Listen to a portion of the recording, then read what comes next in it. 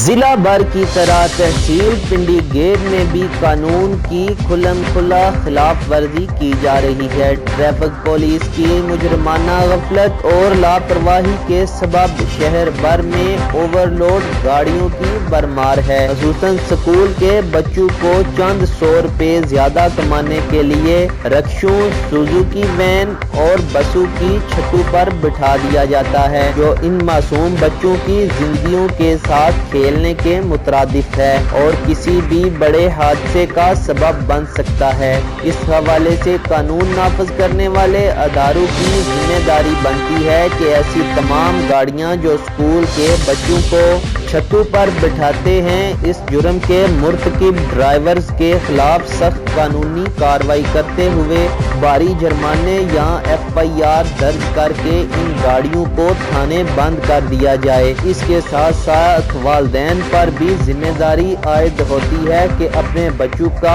خاص خیال رکھیں اور ایسے ڈرائیورز کے ساتھ اپنے بچوں کو ہرگز نہ بھیجیں۔ یقین نیوز کے ساتھ آصف صابری، پنڈی گیب، اٹک۔